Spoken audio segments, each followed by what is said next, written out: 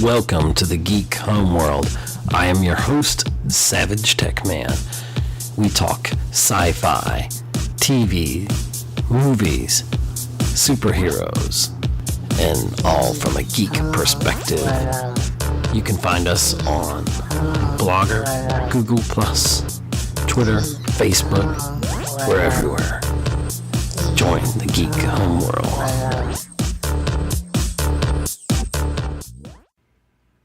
Hello once again, and welcome to another episode of the Geek Homeworld podcast. I'm your host, SavageTechman, aka Ed. Joined once again here with Cheryl. Welcome. Who are you gonna call? Ghostbusters. Should you call Ghostbusters? Absolutely.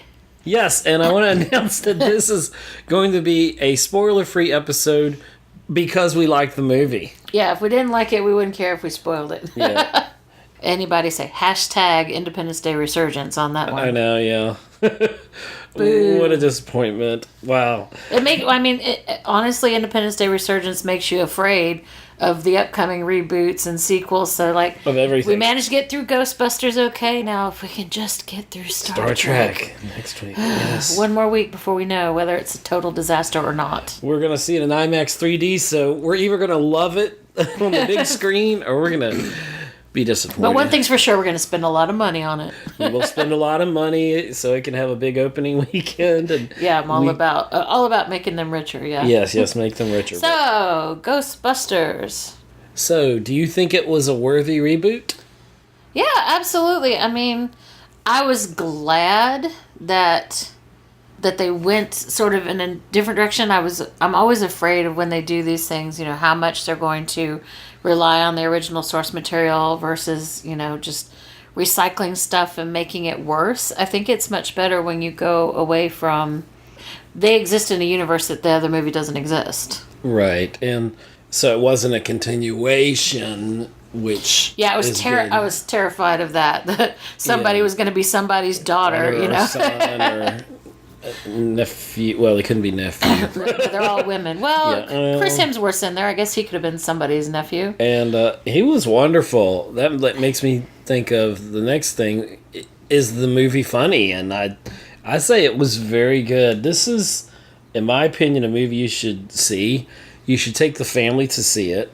That's the thing about it too, because a lot of people, the critics out there in the published world, so like official critics, they're all saying, yeah, it's good, or it's good, but no one says don't see it. I haven't seen anyone say don't see it. But one of the things that some people are harping about is that it's kid friendly. God forbid a film be kid friendly. I know. Look at all the kid friendly cartoons that are doing well, and Finding Dory and. Well, but this isn't like toddler friendly. You wouldn't I know. They would be scared to death, but it's like, but there were children in the theater when we were there, and they definitely enjoyed it. But you didn't have to worry about it being totally, sexual or, Right. There were no innuendos. Overtly violent or compared to the original. Now the original Ghostbusters still very good, and I was actually watching it because obviously it was on again, and.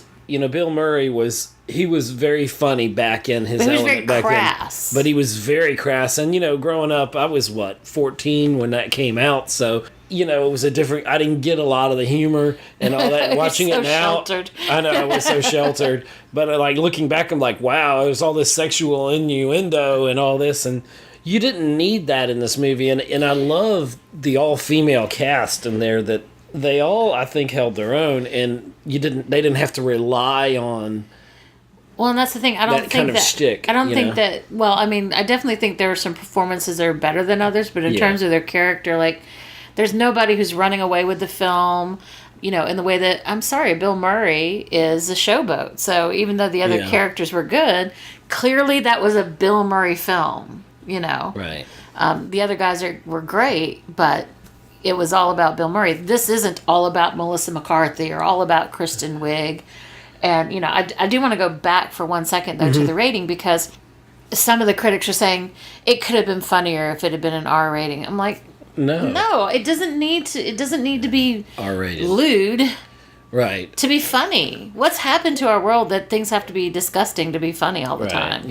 So I think it's just good fun. Good, It's just falls in just a hair under 2 hours, which makes it a really almost perfect length for a film like this. It's not too long, like I feel some of the action movies are sometimes.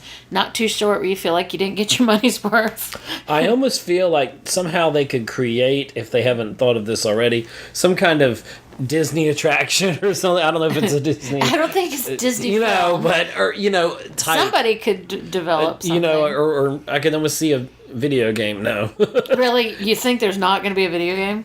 I don't know. Seriously, I'm sure it's probably already out there. I don't know, because the I'm last not a one gamer. wasn't as good. So Having said that, it doesn't rely on anything in the past or anything around it right now. It does have a lot of, one of the fun elements, I think, of the film, and I think I can say this without spoiling, is that there are a lot of cameos. A ton of cameos, and not just from one particular area. Like, there are cameos from other Saturday Night Live cast members. There are Second City, Mad TV, The Groundlings, and the original cast. Some of them pop up in there. Here and there. Where in roles you don't... In true cameos. I mean, they're actual cameos. But nobody's showing up as the person that they were, or a celebrity, or any of that kind of stuff. There is one person playing himself in the film, but everybody else is just part of the story. I like that.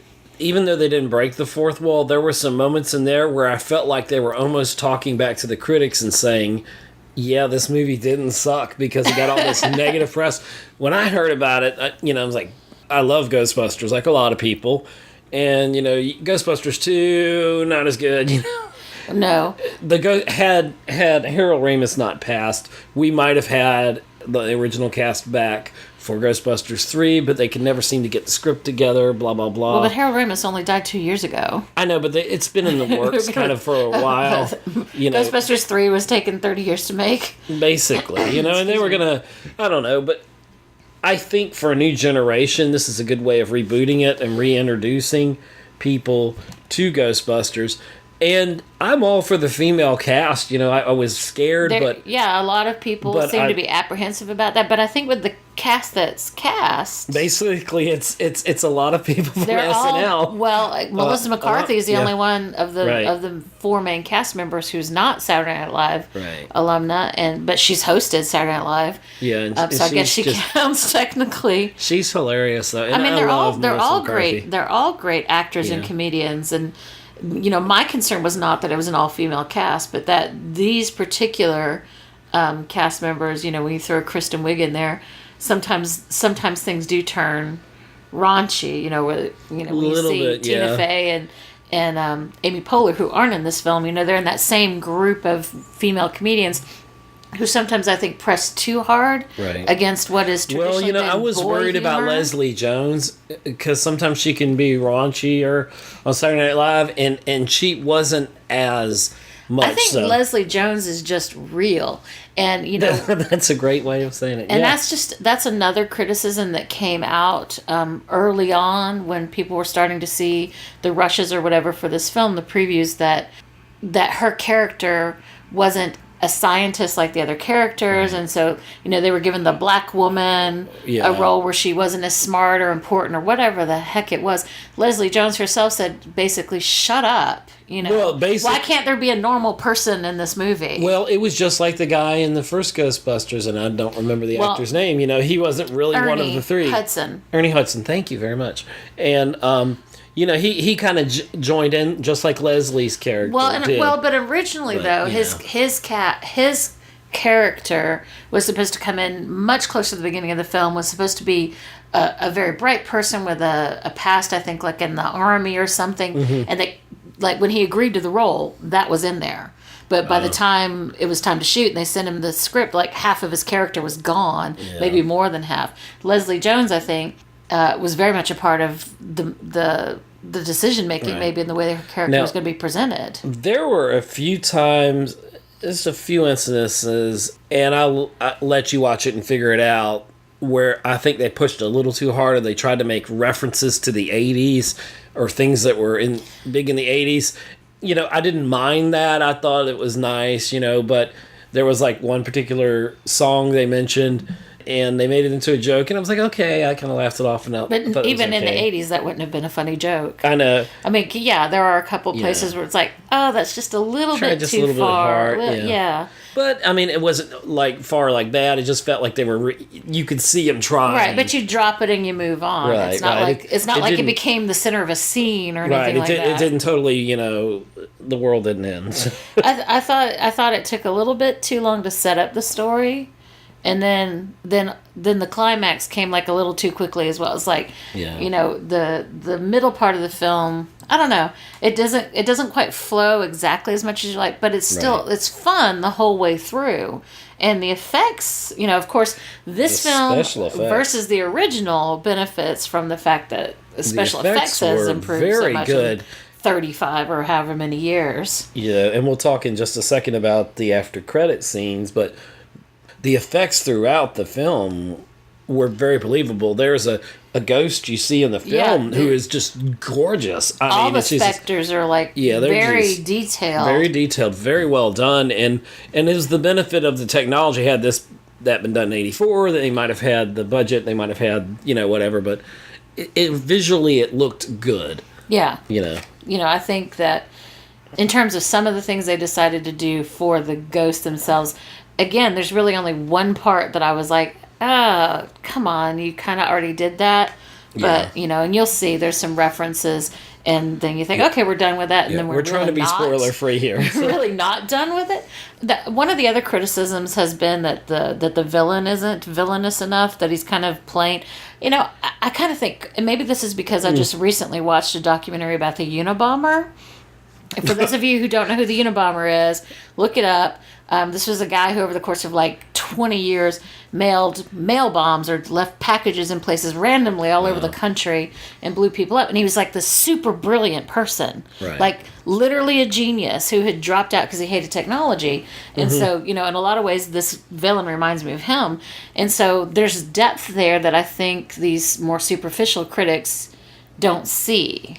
Yeah, I wasn't really put off, but I didn't think he was the typical He was definitely not the typical bad guy. Yes, I mean, I like that. This movie felt fresh to me. It didn't feel too formulaic, in that sense. I'd say so. The soundtrack, I enjoyed the soundtrack. I found myself kind of humming along the songs and versions of some really good the Ghostbusters remixes theme or reboots themselves of some of the original music at the time. Yeah. Really lively. I mean, the whole film is lively, and the soundtrack adds to that. It does. It enhanced the movie in a lot of ways, just like the effects did. So the credits, you always get credits with a film, and they have scenes during the credits, there were funny scenes on it. Well, I mean, for me, it wasn't just about the scenes, because, a lot of films will have things at the end. Sometimes it's bloopers, sometimes it's, stuff that just didn't make it into the film. But in this case, what impressed me most about the credits was not just that they were funny, but that the graphics themselves were original. Like, I've never seen credits, and we always watch the credits. Right. We always watch the very end, like, the people trying to clean up are like, you can leave now. We're like, no, we're still watching the credits. They're like, there's nothing after the credits. I'm like, no, we're still watching the credits. The lights are up in the house, no. we're not leaving. We're not leaving.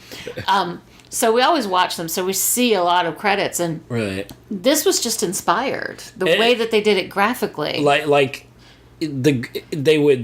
There was a sequence in there, and you'll see it, and I don't want to give it away, that Chris Hemsworth really shines in a comedic Chris Hemsworth way. Really comes... Yeah, I mean, and you don't... And you visually see, like, when he's doing stuff, and I can't say more, because it'll give it away.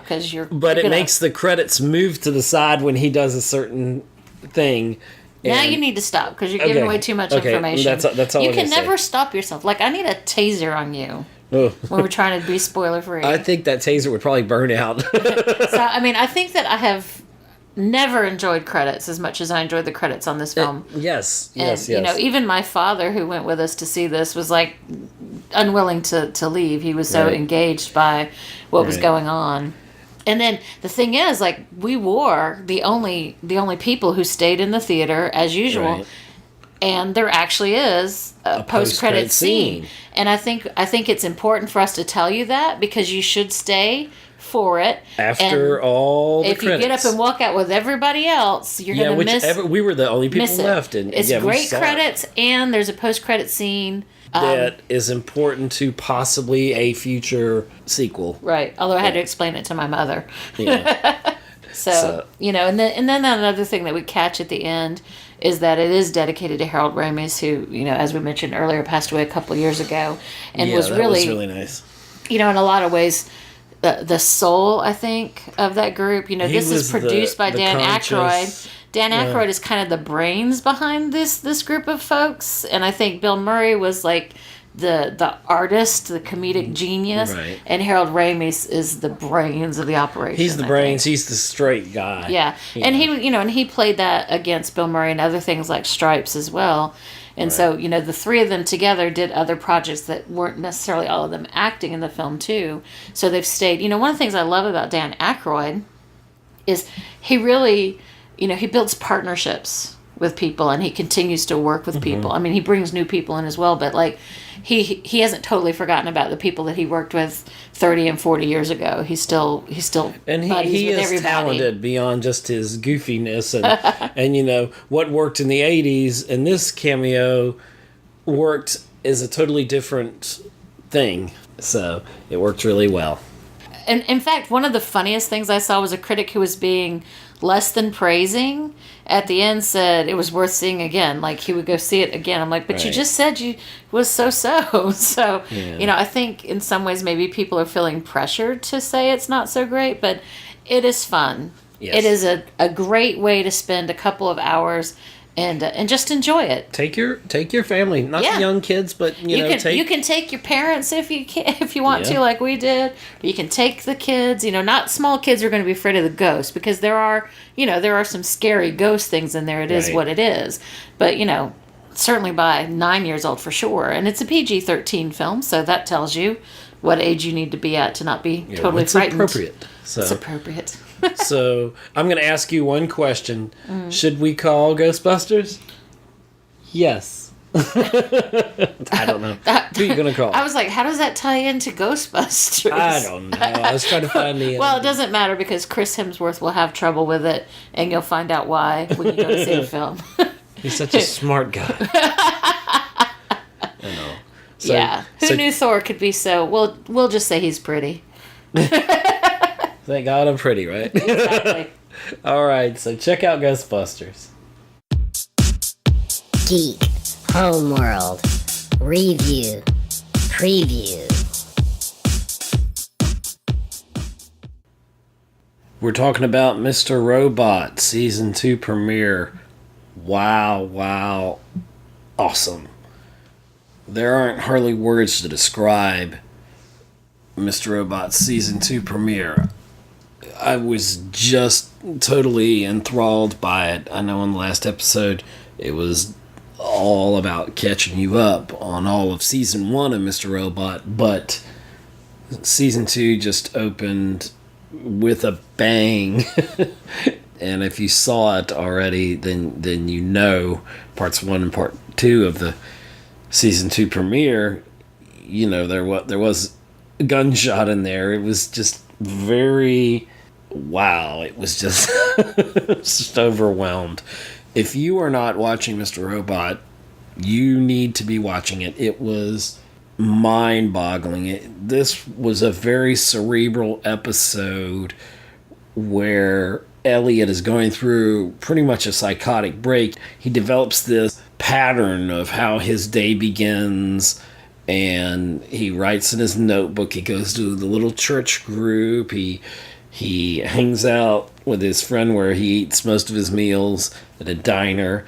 And then his friend is obsessed with Seinfeld. He just discovered it. And he just talks. And Elliot talks about not having to carry on a conversation. There's a guy with a dog that Elliot thinks he talked with. And then you have Christian Slater's character, Mr. Robot. And you pretty much figure out that he's in his head. But then... this goes back and forth so much that you're not really sure if Elliot is Mr. Robot, because he does say that. But is he really Mr. Robot?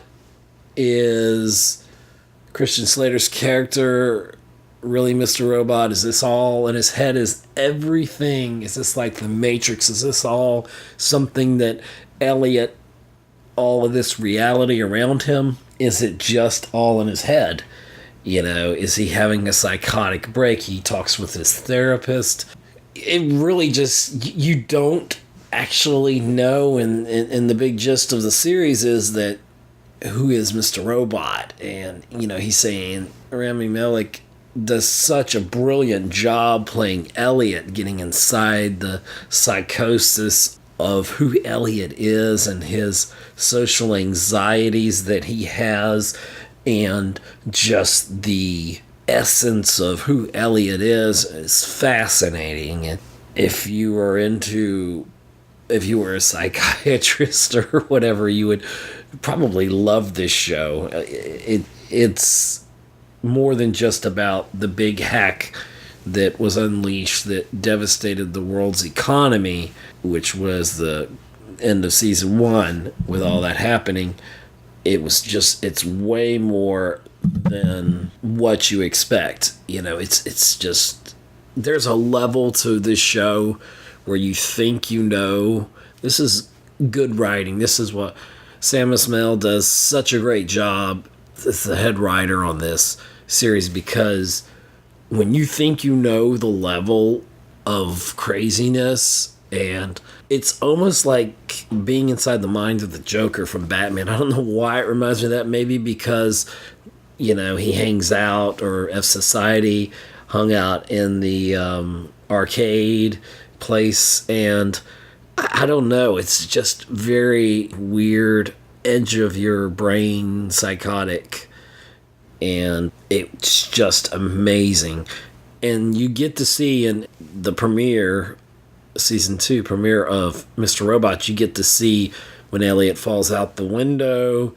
And I guess I should have called spoiler alert if you hadn't seen it, but I loved how they leaked it online, how part 1 and then part 2 we got to see, and I had actually missed part 1, so I watched it, and the very night I went to watch it, I missed part of it, but you know, I still got caught up on it. But I was just mesmerized by this episode and the other hackers that are involved, and they're bringing down society. Everything is crumbling. The president is on there talking about what the government is doing. Basically, you know, this is a financial collapse, a worldwide collapse, and brought on by F Society. And the whole part of this episode is talking about how Elliot is rejecting the Mr. Robot persona, the Christian Slater persona. He's rejecting that, and he's trying to live what a normal life is, but he's so self-aware of everything around him, and in that self-awareness, he is just overwhelmed in a lot of ways, and just dealing with those issues in his brain is just, it's just fascinating. It's mind-boggling television, and I cannot wait for the next episode. So just keeping it short here on the podcast here, but we'll be talking more as this season goes along with Mr. Robot, but you definitely should check it out on USA Network and check it out online. Mr. Robot, spectacular. Thanks for listening to another episode of the Geek Homeworld podcast with your host, SavageTechman.